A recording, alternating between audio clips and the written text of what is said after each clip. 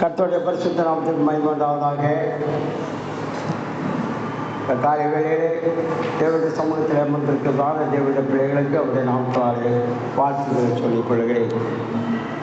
நான் வாசித்த வேத பகுதியாக 119ஆம் சங்கீதத்திலே தாவீது ராஜா சொல்லுகிறார், நான் பிழைத்திருந்து உன் வசனத்தை கைக்கொள்ள நீ எனக்கு அனுகூலமாயிடும். வேதத்தின் அதிசயங்களை பார்க்க என் கண்களை திறந்துவிடும். இந்த பூமியிலே நான் பரதேசியை போல் இருக்கிறேன். பிரபுக்கள் எனக்கு விரோதமாய் பேசுகிறார்கள், ஆனாலும் நான் உன் பிரமாணங்களை தியானிக்கிறேன். உமது வசனத்தின்படி என் ஆத்மாவை உயர்த்தியும் பொய்யான வழியை என்னை விட்டு அகற்றும். மெய்வழியை தெரிந்து கொண்டு நியாயத்தை முன்பாக நிறுத்தினேன். என்னை வெட்கப்பட ஒட்டாதையும் உன் சாட்சிகள் பற்றுதலாயிருந்து உன் கற்பனைகளின் வழியே ஓடுவேன் என்பதாய் இந்த சங்கீதத்தை பாடி முடிக்கிறார். நாம் தியானத்திற்காக எடுத்துக்கொண்டதான வசனம் 19ஆம் வசனத்தை வாசிக்கலாம். 19வது வசனம், பூமியிலே நான் பரதேசி, ஒரு கற்பனை எனக்கு மரியாதையும். பூமியிலே நான் பரதேசி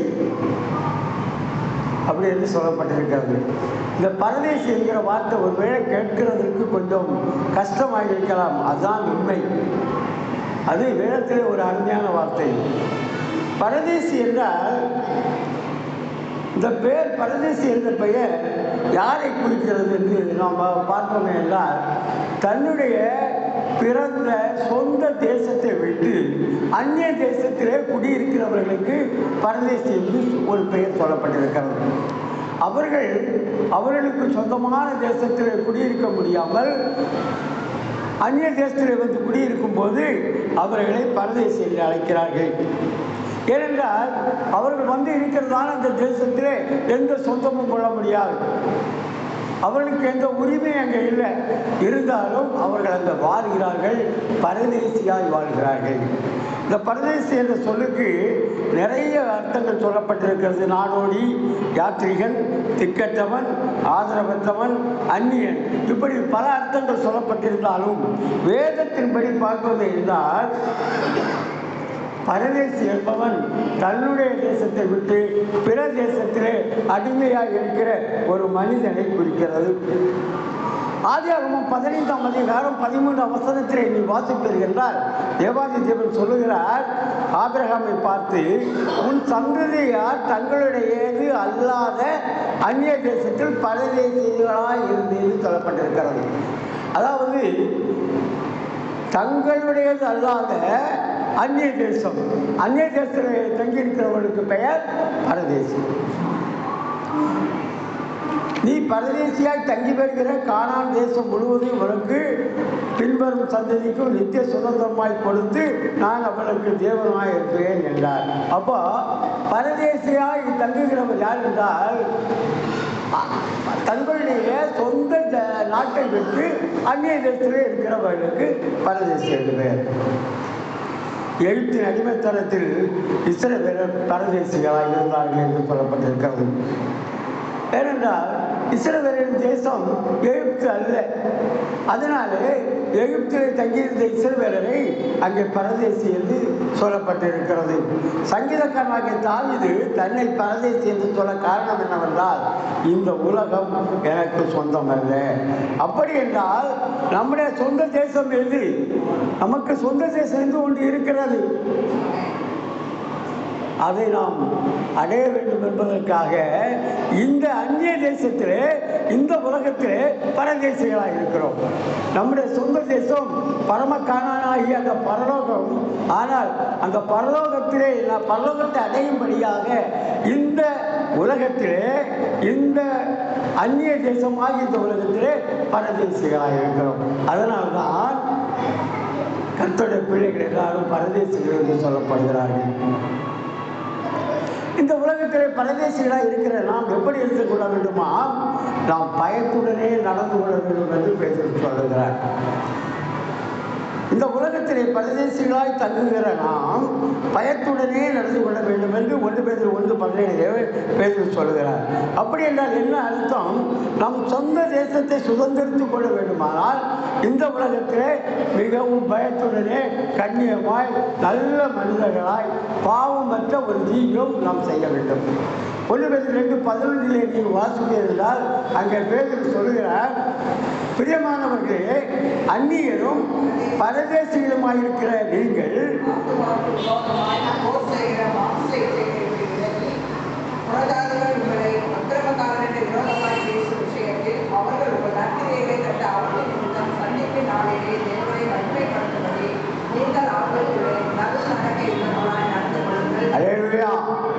நாம் பரதேசியா இந்த உலகத்திலே ஜீவித்தாலும் எப்படி இருக்க வேண்டுமா? நல்நடத்தை உள்ளவர்களாக இருக்க வேண்டும் என்று வேதம் சொல்லுகிறது. அப்படியானால் மட்டும்தான் நம் சொந்த தேசத்துக்கு போய் சேர முடியும். நல்நடத்தை உள்ளவர்கள் என்றால் நம்முடைய ஜீவிதத்திலே ஒரு பரிசுத்தம் காணப்பட வேண்டும். பழைய ஏற்பாட்டில் ஒரு சம்பவம் சொல்கிறேன். எரேமியாவை தேவன் சொல்கிறார், எரேமியாவே, நீ போய் ரேகாபியரின் சந்ததியான அந்த அவனுடைய குமாரர்களை, யோனதாபின் குமாரர்களை அழைத்து கொண்டு வந்து தேவாலயத்தில் ஒரு அறையிலே அவர்களுக்கு திராட்சரசம் குடிக்க கொடு என்று சொல்கிறார். தேவாலயத்தின் அருகிலே அவர்களுக்கு திராட்சரசம் ஊற்றி கொடு அப்படின்னு சொல்லும்போது எரேமியா கொஞ்சம் சங்கடப்பட்டாலும் இருந்தாலும் போய் யோனதாபின் குமாரர்களை அழைத்து கொண்டு வருகிறார். அழைத்து கொண்டு வந்து அந்த தேவாலயத்தில் ஒரு அறையிலே அவர்களை வைத்து அவர்களுக்கு முன்பாக திராட்சரசம் நிறைந்த பாத்திரங்களை கொண்டு வைக்கிறார். அப்பொழுது யோனதாபின் புத்திரர்கள் சொல்லுகிறார்கள், நாங்கள் திராட்சரசம் குடிப்பதில்லை. ஆச்சரியமாக இருக்கிறது. எப்படி? நாங்கள் திராட்சரசம் குடிக்க முடியாது. ஏனென்றால் எங்களுடைய தகப்பன் ஒரு கட்டளை எங்களுக்கு கொடுத்திருக்கிறார். யோனதாப் எங்களுக்கு ஒரு கட்டளை கொடுத்திருக்கிறார். அந்த கட்டளையை நாங்கள் மீற முடியாது. அதனால நாங்கள் திராட்சரசம் குடிக்க மாட்டோம் என்று சொல்கிறார். அவன் சொன்ன கட்டளை என்ன? யோனதாப் அவருக்கு பிள்ளைகளுக்கு சொன்ன கட்டளையை நீங்கள் வாசிங்க. எரேமியா 35:6 நீங்கள் வாசிப்பீர்கள் என்றால், நீங்கள் பரதேசியாய் தங்குகிற தேசத்திலே நீடித்திருக்கும்படி நீங்களும் உங்கள் பிள்ளைகளும் என்னென்னைக்கு திராட்சரசம் குடியாமலும் வீட்டை கட்டாமலும் விதைகள் விதையாமலும் திராட்சை தோட்டத்தை நாட்டாமலும் அதை கையாளாமலும் உங்களுடைய எல்லா நாட்களிலும் கூடாரங்களிலே குடியிருப்பீர்களாக என்று எங்களுக்கு கட்டளையிட்டார் அப்படின்னு சொல்லுகிறார்.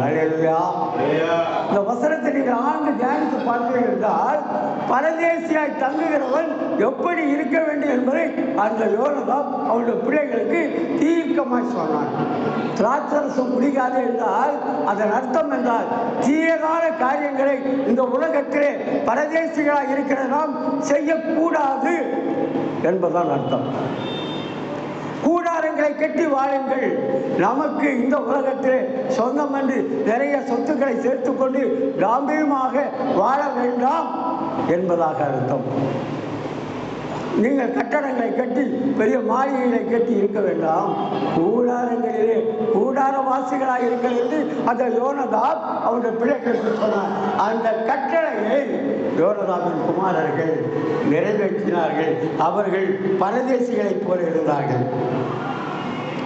பரதேசியாக இருக்கிற இந்த அந்நிய தேசத்திலே நாம் கூடாரங்களை கட்டிக்கொண்டு தாமியமாக வாழ வேண்டும் என்று நினைத்தால் சொந்த ஜாதிக்காரர் சொந்த நாட்டுக்காரர் நம்மளை பகைக்க ஆரம்பித்து விடுவார். அதனால்தான் நாம் கூடாரவாசிகளாகவே இருக்க வேண்டும் என்று வேதம் சொல்கிறது. நம் சொந்த தேசமாகிய பரம கானானுக்காக நாம் பரதேசிகளைப் போல இந்த உலகத்திலே ஜீவிக்க வேண்டும். அப்படி என்றால்தான் பரம கானானை நாம் அடைய முடியும். நமக்காக ஒரு தேசம் ஒதுக்கப்பட்டிருக்கிறது. அந்த தேசத்திற்கு போக மட்டும் நாம் இந்த உலகத்திலே பரதேசிகளைப் போலதான் ஜீவித்தாக வேண்டும். உலக ஆசாபாசங்களை சிக்கி நம்மை மாம்சங்களுக்கெல்லாம் உட்படுத்தி கொண்டு நாம் ஜீவிப்போம் என்றால் நாம் நம்முடைய நற்கிரியைகளை இழந்து போவோம். அந்த பரமக்காரனாகிய நம்ம சொந்த தேசத்திற்கு நாம் போக முடியாது. ஒரு மலையாள பாடல் ஒரு வரியில் நாம் படிக்கலாம். எங்கே தேசம் இவ்விடையல்லே, இவ்விடை தான் பரதேசி வாசியானல்லோ. எங்கே தேசம் இவ்விடையல்லே, இவ்விடை தான் பரதேச வாசியானல்லோ. அக்கறையே என்னை சாப்பத நானே,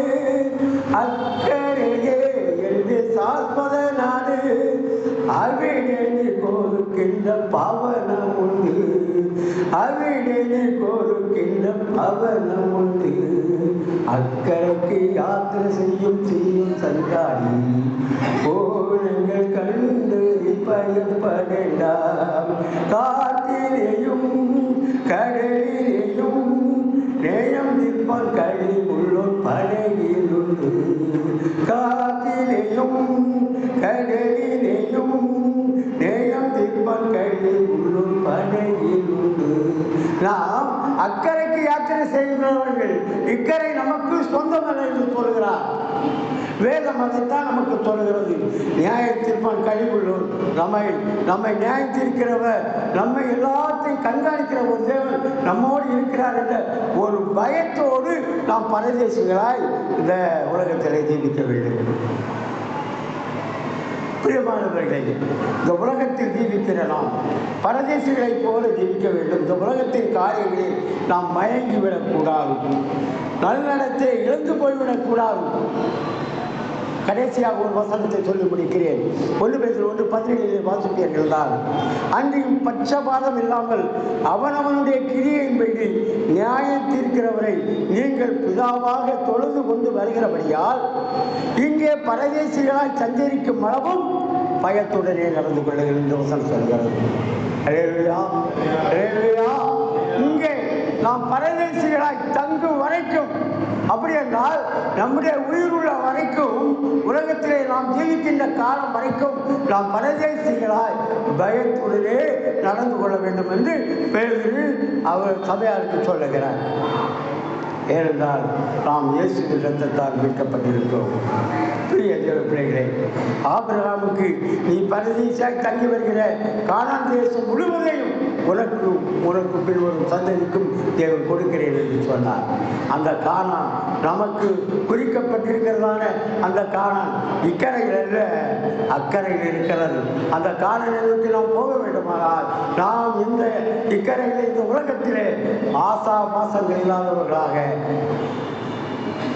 பயத்தோடு பக்தியோடு தேவனுடைய இரத்தத்தால் மீட்கப்பட்டதான நாம் அவருக்கு உகந்தவர்களாக ஜீவிக்கும் போது நமக்கு தேவாதி தேவன் பரம கானானை, நமக்கு சொந்த நாட்டை நமக்கு சுதந்திரமாக தருவார்.